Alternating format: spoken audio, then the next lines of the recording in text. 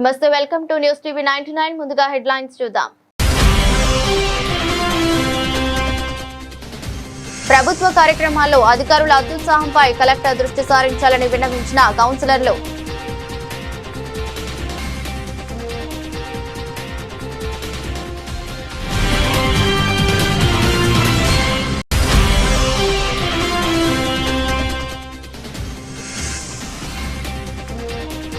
భీమేశ్వర ఆలయంలో కరీంనగర్ కలెక్టర్ ప్రత్యేక పూజలు.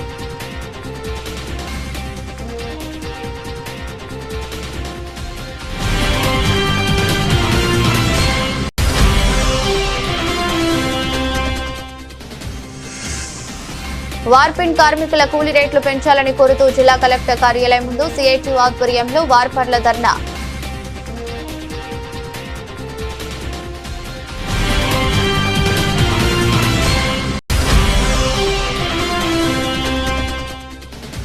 సిరిసిల్ల మున్సిపల్ 10వ వార్డు కౌన్సిలర్ బీఆర్ఎస్ పార్టీలో చేరిక. పాత పగలు మాని ఐక్యమత్యంగా ఉండాలని గ్రామ బీఆర్ఎస్ నాయకులకు సూచించిన కేటీఆర్.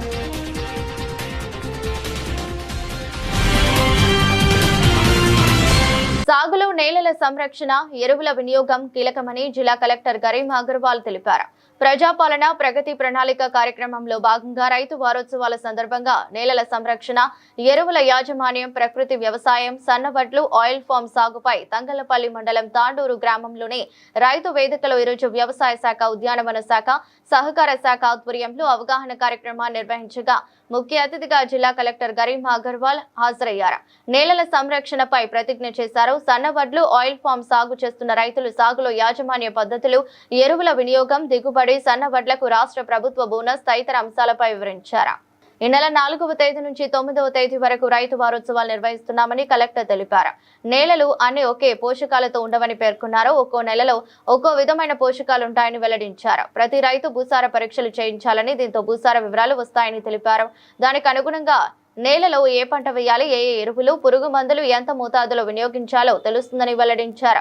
ఇష్టారీతన ఎరువులు, పురుగు మందులు వాడటంతో నేల నిస్సారం అవుతోందని తెలిపారు.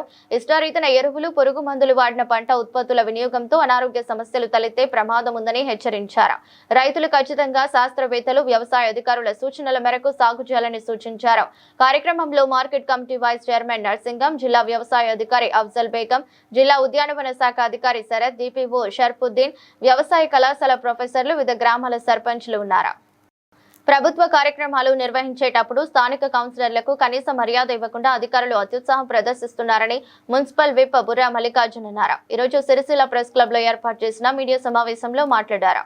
గతంలో టీఆర్ఎస్ ప్రభుత్వం ఉన్నప్పుడు కళ్యాణ లక్ష్మి, షాదీ ముబారక్ చెక్కులు పంపిణీ చేసినప్పుడు గానీ, మరి ఇతర అధికార కార్యక్రమాలు నిర్వహించినప్పుడు ప్రోటోకాల్ ప్రకారం స్థానిక కౌన్సిలర్ కు కనీస మర్యాద ఇచ్చేవారని మల్లికార్జున్ వెల్లడించారు. ప్రజాపాలన ప్రగతి ప్రణాళిక పేరుతో కాంగ్రెస్ ప్రభుత్వం నిర్వహిస్తున్న కార్యక్రమంలో ప్రజల చేత ఎన్నుకోబడ్డ తమలాంటి నాయకులకు కనీస మర్యాద కూడా అధికారులు ఇవ్వటం లేదన్నారు. దీనిపై జిల్లా కలెక్టర్ స్పందించాలని డిమాండ్ చేశారు. ఈ సమావేశంలో ఎలుక వెంకటేశం, బూరా బాబు, మొగిలి నాగరాజు, గుండ్లపల్లి పూర్ణచందర్, రిక్కుమల్లె సంపత్, లింగంపల్లి సత్యనారాయణ, దూడం శ్రీనివాస్, పాసికంటి లగ్వన్, కాసర్ల మహేందర్ ఉన్నారు. పాత్రికేయ మిత్రులందరికీ నమస్కారం. మరి తెలంగాణ రాష్ట్ర ప్రభుత్వం నిర్వహిస్తున్న ప్రజాపాలన ప్రగతి ప్రణాళిక 99 డేస్ యాక్షన్ ప్లాన్ అనే ఒక కార్యక్రమాన్ని మరి మేము సిరిసిల్ల పట్టణ పాలకవర్గం ఏర్పడిన తర్వాత తీసుకున్న మొట్టమొదటి ప్రభుత్వ కార్యక్రమం. మరి ఈ కార్యక్రమంలో భాగంగా నిర్వహించే కార్యక్రమాలలో కూడా మరి కాంగ్రెస్ ప్రభుత్వము మరి అధికారులను వాళ్ళ అధికారాన్ని దుర్వినియోగం చేస్తూ మరి ప్రజల చేత ఎన్నుకోబడిన ప్రజాప్రతినిధులను అందరినీ కూడా ఇట్టి కార్యక్రమాల పేరిట పిలుస్తూ అవమానించే కార్యక్రమానికి తెరలేపారు.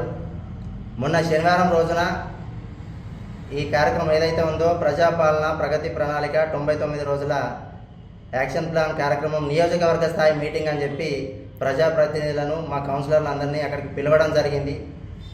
మరి కౌన్సిలర్లకు ఎవరికి సమాచారం లేదు. కళ్యాణ లక్ష్మి చెక్కులు వచ్చినాయి.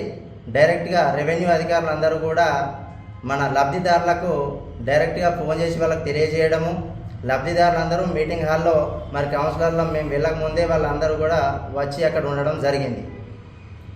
మరి ప్రభుత్వ సంక్షేమ ఫలాలు ప్రజాప్రతినిధులకు తెలియజేయాల్సిన అవసరం లేదా?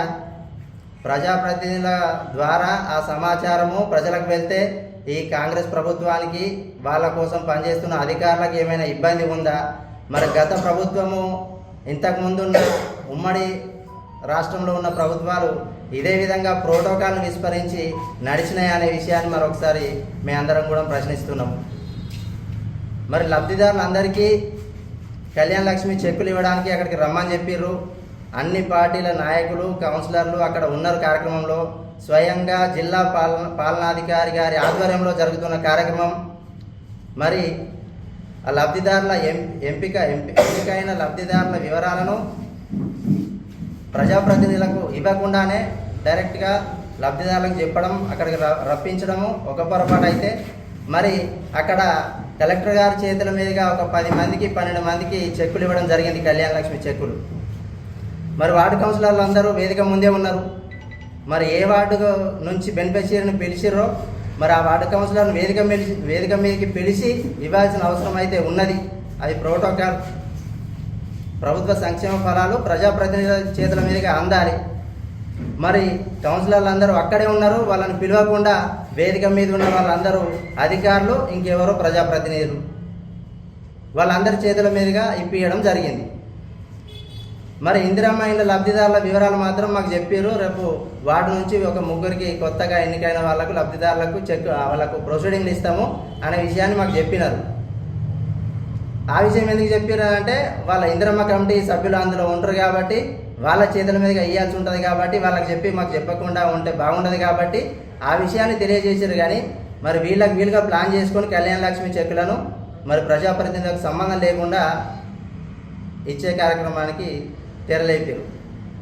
మరి ఆ ఇందిరమ్మ కమిటీ ఇందిరమ్మ ప్రొసీడింగ్లన్నా మా చేతుల మీదకి నిజంగానే ఇచ్చిర్రు అని అంటే మీటింగ్లో కలెక్టర్ గారి చేతుల మీదుగా 2-3 ఇచ్చినారు.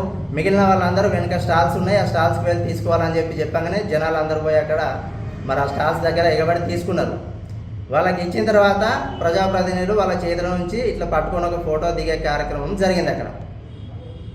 మరి ప్రజాప్రతినిధులు ప్రజల చేత ఎన్నుకోబడిన ప్రజాప్రతినిధులకు గౌరవం ఇవ్వడానికి ఈ కాంగ్రెస్ ప్రభుత్వానికి ఏమి ఇబ్బంది అవుతుంది అనే విషయాన్ని మేము అడగదలుచుకున్నాము. మరి ప్రజా నిర్ణయాన్ని మీరు తిరస్కరిస్తున్నారా, వ్యతిరేకిస్తున్నారా, మీకు ఇష్టం లేదా? మొన్నటికి మొన్న ఆ వరి కొనుగోలు కేంద్రాల దగ్గర కూడా ఇదే ఇబ్బంది కలిగింది, ప్రోటోకాల్ ఇబ్బంది.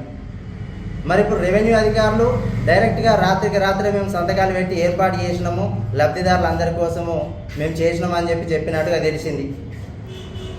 మరి అంత ప్రేమ కళ్యాణ లక్ష్మి లబ్ధిదారుల మీదనే ఎందుకు ఉన్నది? దానిలో ఏమో అంతరార్థం ఉన్నది మాకు అర్థమవుతలేదు.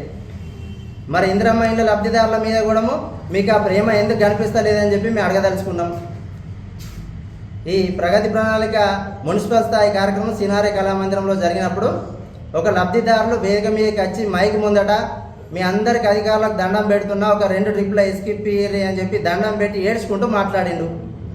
మరి రెవెన్యూ అధికారులకు ఈ విషయం మీద ఎందుకు దృష్టి లేదు? ఇందిరమ్మ ఇండ్ల లబ్ధిదారుల విషయంలో ఎందుకు వాళ్ళ మీద ప్రేమ ఉండలేదు? మరి ఇసుక విషయంలో ఇందిరమ్మ ఇండ్ల లబ్ధిదారులు ఎంత ఇబ్బంది పడుతున్నారు అనేది మరి మీకు ఎందుకు అర్థమవుతలేదు? మొదటి దశలో మొదలుపెట్టిన ఇందిరమ్మ ఇండ్ల లబ్ధిదారులు ఒక్కొక్కరు 4,000, 5,000 ట్రిప్పుల చొప్పున ఒక ట్రిప్పు కొనుక్కొని ఇసుక ఇల్లు కట్టారు. మరి మా జిల్లా పాలనాధికారి గారు మోడల్ హౌస్ వైపు మీరు మొగ్గు చూపాలి, 5 లక్షలనే ఇల్లు కట్టాలని చెప్తున్నారు. ఇవ్వడమేమో 10 ట్రిప్పులే ఇసుక ఇందిరమ్మ ఇండ్ల లబ్ధిదారులకు ఫ్రీగా ఇస్తామని చెప్తున్నారు. మరి 10 ట్రిప్పులకు మీరు ఇచ్చిన ప్లాన్ ప్రకారం 7 మోడల్ హౌస్ కట్టిరు, 10 ట్రిప్పులలో ఇల్లు ఎట్లా కట్టిరు మాకైతే ఎక్కడ మీరు కట్టి చూపించలేదు, మాకు తెలియదు. వార్డ్ ఆఫీసర్ నిత్యము వార్డులో తిరుగుతాడు, ఇందిరమ్మ ఇండ్లకు సూపర్వైజర్ ఆయననే. అక్కడ ఇసుక లేదు అన్నప్పుడు ఆయన ఒక 2 ట్రిప్పులు ఇష్యూ చేస్తే అయిపోతుంది. ఎన్ని ట్రిప్పులు అవసరం అన్ని ట్రిప్పులు ఇవ్వండి. 10 ట్రిప్పులకే లిమిట్ పెట్టి వాళ్ళని ఇబ్బంది పాలు చేసుడు ఎందుకు? మేము ఇచ్చినాము ఇందిరమ్మ ఇల్లు అని చెప్పి గొప్పలు చెప్పుకోవడం దేనికి? మరి ఇట్లా జరుగుతున్న కార్యక్రమంలో భాగంగా మరి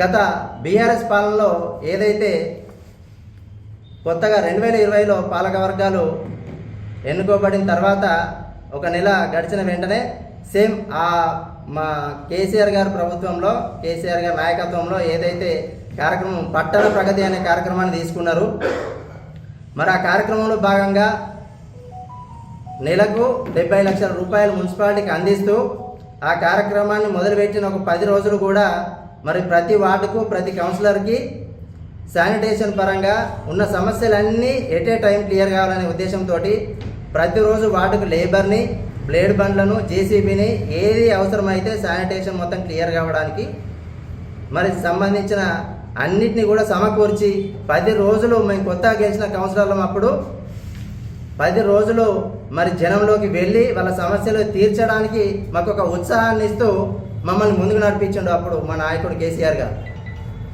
మరి మీరు దాన్ని కాపీ చేస్తూ పెట్టిన కార్యక్రమం మేము గెలిచిన తర్వాత మీరు ఒక కార్యక్రమం అట్లాంటిది తీసుకున్నారని మాకు అనిపిస్తుంది. మరి మీరు ఎన్ని రూపాయల నిధులు ఈ కాంగ్రెస్ ప్రభుత్వము, ఈ ముఖ్యమంత్రి గారు మరి పట్టణాలకు కానీ గ్రామాలకు కానీ ఇచ్చిర్రో ఒకసారి చెప్పాలి. మాకు ఇప్పటివరకు తెలిసిన విషయం ఏంటంటే వార్డు సభలు ఏదైతే జరిగినాయో ప్రతి వార్డులో ఈ 99 డేస్ ప్రోగ్రాంలో ఒక మీటింగుకు 10,000 చొప్పున ఈ మున్సిపాలిటీకి 3,90,000 రూపాయలు మీటింగ్ల కోసం మాత్రమే మీరు నిధిని పంపించారు ఈ కార్యక్రమానికి. మిగిలిన అన్నీ కూడా ఏదైతే మున్సిపాలిటీ నిధులు ఉన్నాయో ఆ నిధుల ద్వారానే మేము చేసుకున్న కౌన్సిల్ తీర్మానాల ద్వారానే వచ్చిన కాంట్రాక్టు లేబర్లను, బండ్లను ఎంగేజ్ చేసుకొని వాటి ద్వారానే మీ కార్యక్రమాన్ని నిర్వహించినాం. మరి ఈ 3,90,000 మీటింగ్లకే ఇచ్చినారు.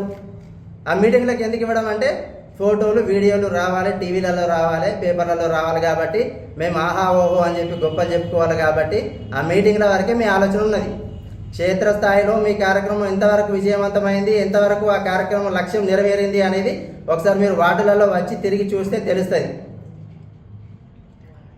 మరి ఇట్లాంటి కార్యక్రమాలన్నీ జరుగుతున్న క్రమంలో మరి అధికారులు కూడా మరి ఈ ప్రభుత్వానికి కొమ్ము కాస్తూ మరి వాళ్ళ యొక్క ఏజెంట్లుగా మారిపోయారు అనే విషయం మాకు అర్థం కావడం లేదు. గతంలో ఎప్పుడు కూడా ఏ పార్టీ కౌన్సిలర్ ఉన్నా కూడా ఎటువంటి మరి ప్రోటోకాల్ విషయంలో ఎప్పుడు కూడా మా టైంలో ఇబ్బంది కలగలేదు. అది బీజేపీ కౌన్సిలర్ కావచ్చు, కాంగ్రెస్ కౌన్సిలర్ కావచ్చు. ఖచ్చితంగా కళ్యాణ లక్ష్మి చెక్ అయినా ఇంకే బెనిఫిషియరీ చెక్ అయినా కూడా మన ఆ స్థానిక వార్డు కౌన్సిలర్ ద్వారానే ఇప్పించడం జరిగింది. మరి మీరెందుకు ఈ ప్రజా నిర్ణయాన్ని వ్యతిరేకిస్తూ, ప్రోటోకాల్ని విస్మరిస్తూ అధికారులందరూ కూడా ఇట్లా ప్రజాప్రతినిధులను అవమానిస్తూ ఇబ్బంది పెట్టే చర్యలకు పాల్పడుతున్నారు అనేది మాకు దయచేసి చెప్పాలి. మరి మీరు ఏదో అనుకొని వాళ్ళ మాటలు వింటూ ఇవన్నీ కార్యక్రమాలు చేస్తే మాత్రం మేము చూస్తూ ఊరుకోము. దయచేసి అధికారులు రాజ్యాంగబద్ధంగా మీరు ఉద్యోగాలు చేస్తూ మీ విధి విధానాలను పాటిస్తూ ఏదైతే అవసరమో ఆ ప్రకారమే చేయాలి. కానీ ఎవరో కాంగ్రెస్ నాయకులు చెప్పిన మాటలు పట్టుకొని దయచేసి మీరు ఇబ్బంది పడద్దు. మేము ప్రజాక్షేత్రం నుంచి వచ్చినాము. మేము ఎంత పెద్ద అధికారినైనా నిలదీయగలుగుతాము. మీకు మాకు ఒక సంయమనంతో నడుస్తేనే ప్రజలకు మరి మంచి జరుగుతుంది, ప్రభుత్వాల లక్ష్యాలు నెరవేరుతాయి. కాబట్టి మీరు దయచేసి ఇట్లాంటి చర్యలకు పాల్పడవద్దని తెలియజేస్తూ, ఇంకొకసారి ప్రోటోకాల్ విషయంలో కానీ ప్రజాప్రతినిధులకు ఇబ్బంది పెట్టే ఎటువంటి చర్య జరిగినా కూడా మీరు ఇబ్బందులు ఎదుర్కొంటారు. ఈ కాంగ్రెస్ ప్రభుత్వం మాటలు పట్టుకొని వాళ్ళు చేసే మోసాలకు మీరు వంత పాడుతూ మీరు ఇబ్బంది పడే చర్యలకు పాల్పడొద్దు, మీరు ఇబ్బంది పడొద్దు అని చెప్పి ఈ సందర్భంగా తెలియజేస్తున్నాం. వేములవాడలోని శ్రీ రాజరాజేశ్వర స్వామి దేవస్థానానికి అనుబంధ ఆలయమైన శ్రీ భీమేశ్వర స్వామి వారిని కరీంనగర్ జిల్లా కలెక్టర్ శ్రీ చిత్ర మిశ్రా దర్శించుకుని ప్రత్యేక పూజలు నిర్వహించారు. ఆలయానికి విచ్చేసిన కలెక్టర్ కి ఆలయ అర్చకులు, వేద పండితులు సాంప్రదాయ పద్ధతిలో ఘన స్వాగతం పలికారు. అనంతరం స్వామివారి తీర్థ ప్రసాదాలు అందజేశారు. భీమేశ్వర స్వామిని దర్శించుకున్న కలెక్టర్ కు స్వామివారి మండపంలో స్వామి అమ్మవార్ల శేష వస్త్రం, లడ్డు ప్రసాదం, ఆశీర్వచనం అందించారు. కార్యక్రమంలో ఏఈఓ జి అశోక్ కుమార్, ఆలయ పర్యవేక్షకులు శ్రీనివాస్ శర్మ, ఆలయ సిబ్బంది ఉన్నారు.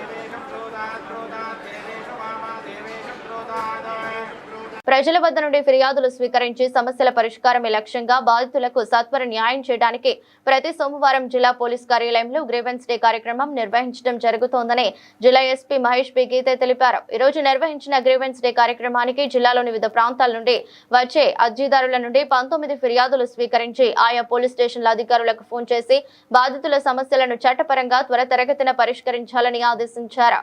ప్రజలకు పోలీస్ సేవలు మరింత చేరువ చేయడమే లక్ష్యంగా ప్రజా సమస్యలు పరిష్కరించే విధంగా కృషి చేయడం జరుగుతోందని పోలీస్ అధికారులు సిబ్బంది పోలీస్ స్టేషన్ కు వచ్చిన ఫిర్యాదుదారులతో మర్యాదపూర్వకంగా ప్రవర్తించి వినతులు ఫిర్యాదులు స్వీకరించి అవసరమైతే క్షేత్ర స్థాయిలో పరిశీలించి చట్ట ప్రకారం బాధితులకు న్యాయం జరిగే విధంగా చూడాలని ఎస్పీ అన్నారు. తద్వారా ఫిర్యాదుదారునికి పోలీస్ శాఖపై భరోసా నమ్మకం కలుగుతుందన్నారు. గ్రీవెన్స్ డేలో వచ్చిన ఫిర్యాదులు ఆన్లైన్ లో పొందుపరుస్తూ ఏ మేరకు పరిష్కారం అయ్యాయో ఎప్పటికప్పుడు సమీక్షించుకుంటూ ప్రజలకు మరింత సమర్థవంతంగా సేవలు అందించడం జరుగుతోందని అన్నారు. గ్రీవెన్స్ డే ద్వారా ప్రజలు నేరుగా తమ సమస్యలను అధికారుల దృష్టికి తీసుకురావడం ద్వారా సాధ్యమైనంత త్వరగా వాటిని పరిష్కరించేలా చూస్తామని ఎస్పీ తెలిపారు. వార్పిన్ కార్మికుల కూలీ పెంచాలని కోరుతూ జిల్లా కలెక్టర్ కార్యాలయం ముందు సిఐటి ఆధ్వర్యంలో ధర్నా నిర్వహించారు. 4 ఏళ్లు గడిచినా కూలీ రేట్లు పెంచలేదని వార్పిన్ కార్మికులు ఆవేదన వ్యక్తం చేశారు. కార్మికుల సమస్యలను వెంటనే పరిష్కారం చేయాలని మూసం రమేష్ డిమాండ్ చేశారు.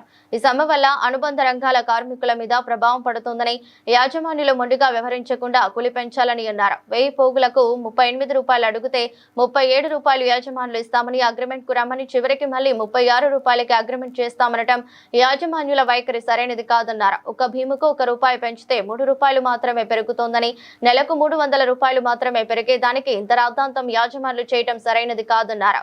యాజమాన్యులు వార్పిన్ కార్మికులపై కక్ష సాధింపు ధోరణి కొనసాగిస్తుండకుండా సమస్య పరిష్కరించాలన్నారు. కార్యక్రమంలో కూడం రమణ, సిరిమల సత్యం, శ్రీరామ్ సదానందం, అన్నల్ దాస్, గణేష్, ఉడుత రవి, మచ్చా వేణు, బూట్ల వెంకటేశం, ఐరన్ ప్రవీణ్, వార్పుల్లా పాల్గొన్నారు.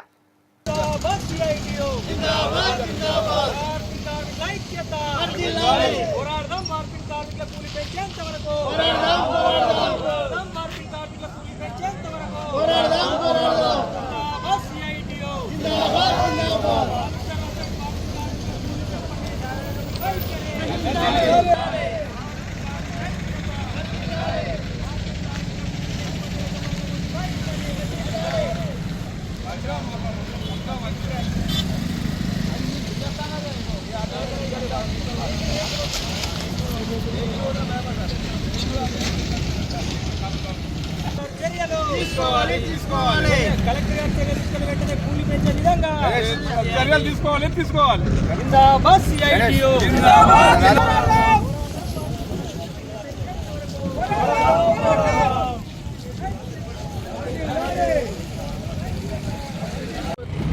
మార్పర్లందరూ కూడా కూలీ రేట్లు పెరగాలి, నిత్యావసర ధరలకు అనుగుణంగా ఆ కూలీ రేట్లు పెరగాలని, బతకడానికి ఇబ్బంది అవుతుంది, ఎంత పని చేసినా కడుపు నిండడం లేదు, జీవితం గడవడం లేదని కూలీ రేట్లు పెరగాలని సమ్మె చేస్తూ ఉన్నారు. మరి వీళ్ళు సమ్మె చేయడానికి కారణము ముఖ్యంగా యజమానులే. ఎప్పుడైతే నోటీస్ ఇస్తారో ఆ నోటీసుకు అనుగుణంగా యజమానులు స్పందించి కూలీ రేట్లు పెంచేది ఉంటే ఇప్పుడు ఈ సమ్మెకు దారి తీసేది కాకుండా మరి సమ్మెకు దారి తీయడానికి వాళ్ళే కారణము. దారి తీసిన తర్వాత సమ్మె చేస్తుండగా మరి 5 రూపాయలు పెంచుతామని పిలిచి 5 రూపాయలు పెంచుతామని అగ్రిమెంట్ రాసుకుందాం రా అని పిలిచి తీరా అగ్రిమెంట్ రాసుకున్న టైంలో మేము 5 రూపాయలు పెంచము, మేము ఎంత ఎంత ఎంత అనుకుంటున్నామో గంతే పెంచుతామని చెప్పడం వల్ల మళ్ళీ సమ్మె కొనసాగడం జరుగుతూ ఉంది. ఆ రకంగా అగ్రిమెంట్కు పిలిచి మేము పెంచమని చెప్పడము అది మోసం చేయడం జరుగుతూ ఉంది. కనుక ఇప్పటికైనా మరి చాలా ఏళ్ల నుంచి యజమానులు వార్పర్ల శ్రమ దోపిడీ చేస్తూ ఉన్నారు. సమ్మె చేయకుండా ఎకనాడు కూడా వీళ్ళు కూలీ రేట్లు కూడా పెంచలేరు. ఇప్పటికైనా ఈ సమ్మె విరమింపజేసే విధంగా చర్యలు తీసుకొని కూలీ రేట్లు పెంచాలని సిఐటి పక్షాన మేము డిమాండ్ చేస్తూ ఉన్నాం. వాళ్ళ యజమానులు చర్చలు జరిపి వాళ్ళ కూలీ వాళ్ళ డిమాండ్కు వాళ్ళ న్యాయమైన డిమాండ్ పరిష్కరించడం విఫలమవుతూ ఉన్నారు. తీరా వాళ్ళకు ఏదైతే వాళ్ళు అడిగారో ఆ కూలీ పెంచుతామని చెప్పి మరి యజమానులు చర్చలు పిలిచి తీరా చర్చలకైన సందర్భంగా మళ్ళీ వాళ్ళు గదే మొండి పట్టుబట్టి 4 రూపాయలు మాత్రమే కూలీ వేస్తాం, మరి వాళ్ళు అడుగుతున్న 6 రూపాయలు మేము పెంచాము, మరి వాళ్ళు ఇస్తారన్న ఒప్పుకున్నారు, 5 రూపాయలు వేస్తామని ఒప్పుకొని చివరికి అగ్రిమెంట్ చేసే టైంలో మళ్ళీ 4 మొండికి వేస్తేనే వార్పిన్ కార్మికులు ఒక్కొక్క మన సమ్మె చేయడం జరుగుతూ ఉంది. ఒక్క రూపాయి అంటే ఒక భీమ్కు 3 రూపాయలు పెరుగుతుంది. ఆ 3 ఒక వార్ప నెంబర్ ఒక 300 రూపాయలు వేతనం పెరిగే అవకాశం ఉంది. ఆ 300 వేతనం పెంచడానికి కూడా ఈరోజు యజమానులు రోడ్లెక్కి ఇబ్బందులు పాలు చేయడం సరైన పద్ధతి కాదు. ఇప్పటికైనా యజమానులు మానవతా స్పందనతో ఆలోచించి వెంటనే వాళ్ళ ఏదైతే వాళ్ళన్నారు వీళ్ళ ఇద్దరి మధ్య జరిగిన ఒప్పందం ప్రకారంగా వాళ్ళకు 37 రూపాయలు వెంటనే అగ్రిమెంట్ చేయించి ఈ సమ్మె విరమింపజేసి అందరి కార్మికులు న్యాయం చేయాలని సిఐటిగా డిమాండ్ చేస్తాను. లేని పక్షంలో ఈ 5 రూపాయలు వాళ్ళైతే కోరుతున్నారో ఆ కూలి పెరిగే వరకు కూడా.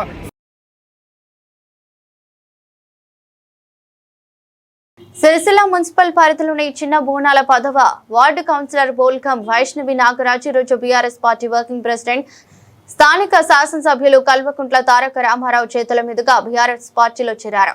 ఈ రోజు తెలంగాణ భవన్ లో ఏర్పాటు చేసిన కార్యక్రమంలో బీఆర్ఎస్ పార్టీ కండువాలు కప్పి పలువురిని పార్టీలోకి కేటీఆర్ ఆహ్వానించారు. ఐకమత్యంతో కలిసికట్టుగా పనిచేసి బీఆర్ఎస్ పార్టీకి తిరుగు లేకుండా చేయాలని కేటీఆర్ చిన్న బోనాల గ్రామస్తులకు పిలుపునిచ్చారు. పాత పగలు ఉంటే వాటిని వదిలేసి అందరూ కలిసి పనిచేసుకోవాలని సూచించారు.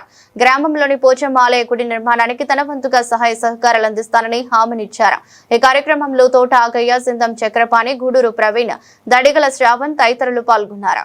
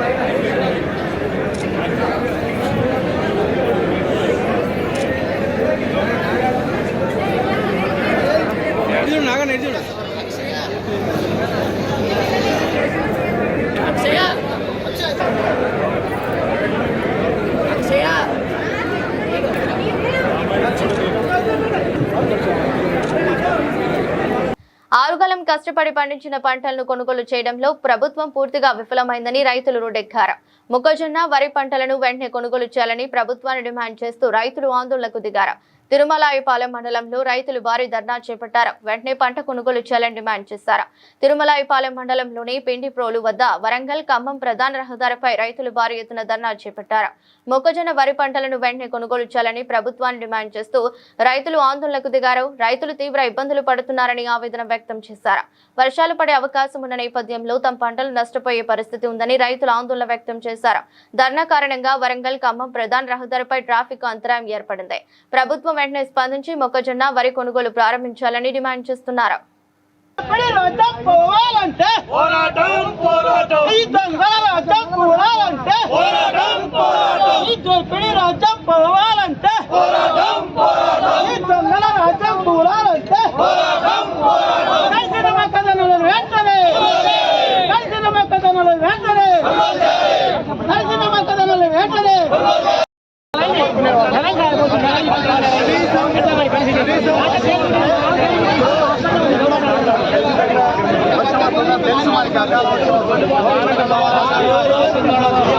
తెలుసు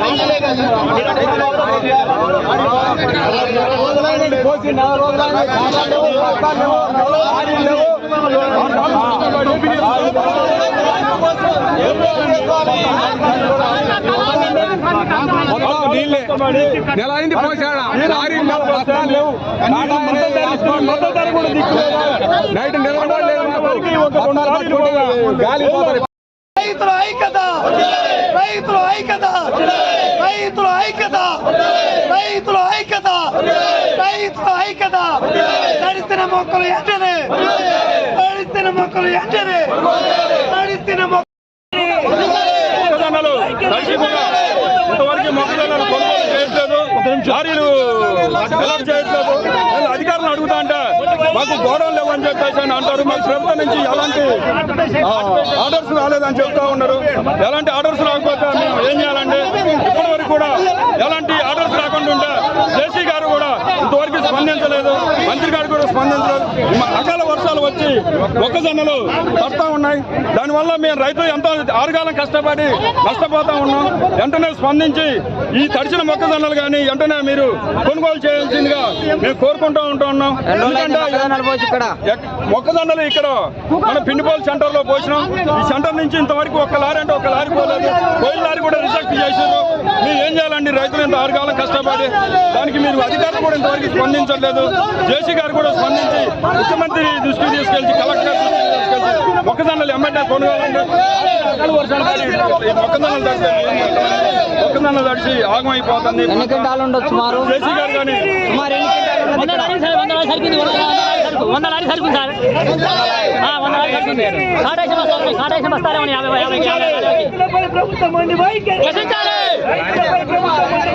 సూర్యాపేట జిల్లా హుజూర్ నగర్ నియోజకవర్గం నేరేడుచర్ల మండలం లాల్ లక్ష్మీపురంలో 3వ వార్డులో ఇంటింటికి పోయి ప్రజల సమస్యలు అడిగి తెలుసుకుంటున్న 3వ వార్డు నెంబర్ పెద్దదనమ్మ ప్రజలు వారితో మాట్లాడటం జరిగింది. మేము గత కొన్ని సంవత్సరాల నుండి గుడిసెలలో నివసిస్తున్నాము.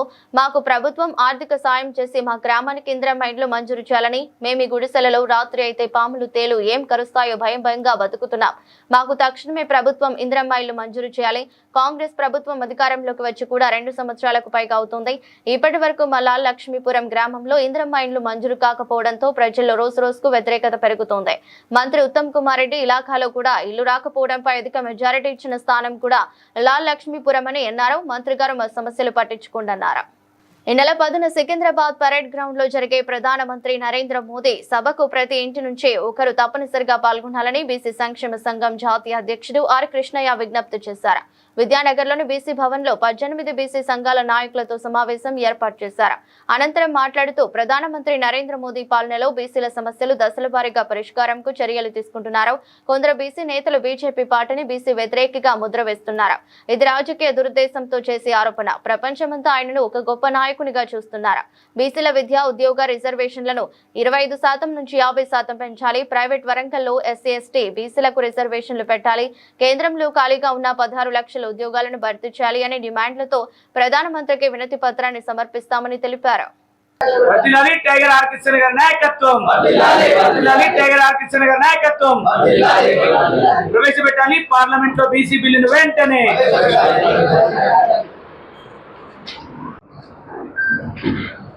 ఈ నెల 10న ప్రధానమంత్రి నరేంద్ర మోడీ రాష్ట్రానికి వస్తున్నారు. ఈ సందర్భంగా సికింద్రాబాద్లో పెరేడ్ గ్రౌండ్లో జరిగే మహాసభకు పెద్ద ఎత్తున బీసీ ప్రజలందరూ హాజరు కావాలి. ప్రతి ఇంటి నుంచి ఒకరు హాజరు కావాలని చెప్పి 18 బీసీ సంఘాలు ఈరోజు సమావేశమై పిలుపునిచ్చాయి. ముఖ్యం ప్రధానమంత్రి నరేంద్ర మోడీ స్వయాన బీసీ వర్గానికి చెందినవాడు. ఆయన బీసీ ప్రధానమంత్రి నరేంద్ర మోడీ అయినాక ప్రపంచంలోనే భారతదేశానికి పెద్ద గుర్తింపు వచ్చింది. ఆయన గొప్పతనాన్ని ప్రపంచ దేశాలు గుర్తించాయి. కానీ దురదృష్టవశాత్తు పార్టీ కోణంలో సిద్ధార్థం ముసుగులో కొన్ని వర్గాలు కొందరు నాయకులు విమర్శించడం సరైనటువంటి విధానం కాదు. ఎందుకంటే బీజేపీ నరేంద్ర మోడీ గారు తెలంగాణకు రావడం జరుగుతుంది. దాన్ని ఆ ప్రోగ్రామ్ని కానీ మోడీ గారిని బీసీల పక్షాన ఆకర్షణ నేతృత్వంలో ఘన స్వాగతం పలకాలని చెప్పి తెలియజేసుకుంటా ఉన్నాం. ఎందుకంటే ఈరోజు బీసీల అనేక ఉద్యమాలు కృష్ణన్న గారి ఆధ్వర్యంలో అనేక ఉద్యమాలు పోరాటాలు చేస్తే 75 ఏళ్ళు పరిపాలించినటువంటి కాంగ్రెస్ ప్రభుత్వము బీసీలకి రాజ్యాంగ హోదా ఇవ్వలేదు. అదే కృష్ణన్న గారు అనేక మార్లు మోడీని గెలిచినప్పుడు చెప్పడం ద్వారా అదే బీసీలకి రాజ్యాంగ హోదా ఇవ్వాలని చెప్పి జాతీయ కమిషన్ ఏర్పాటు చేసి రాజ్యాంగ హోదా మోడీ గారి ప్రభుత్వం ఈరోజు 120 కోట్ల మంది జనాభాలో ఈరోజు బీసీలకు ఎన్నడూ కూడా ప్రధానమంత్రికి ఇవ్వలేదు. అట్లాంటిది 3 సార్లు నరేంద్ర మోడీ గారు బీజేపీ ప్రభుత్వంలో మన దేశానికి ప్రధానమంత్రి అయ్యారు. వార్తలు ముగించే ముందు మరోసారి హెడ్లైన్. ప్రభుత్వ కార్యక్రమాల్లో అధికారుల అత్యుత్సాహంపై కలెక్టర్ దృష్టి సారించాలని విన్నవించిన కౌన్సిలర్లు.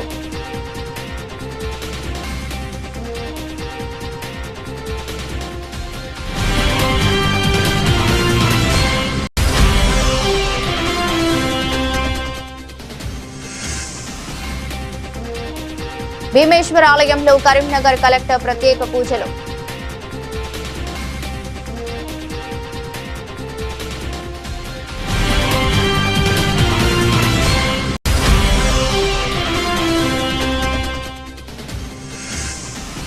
వార్పిన్ కార్మికుల కూలీ రేట్లు పెంచాలని కోరుతూ జిల్లా కలెక్టర్ కార్యాలయం ముందు సిఐటి ఆధ్వర్యంలో వార్పర్ల ధర్నా.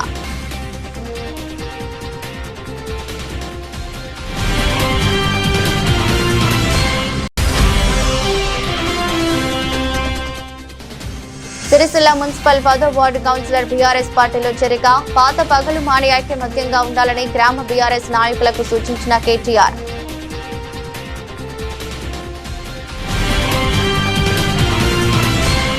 ఇది బులెటిన్. మరో బులెటిన్లో మళ్ళీ కలుద్దాం.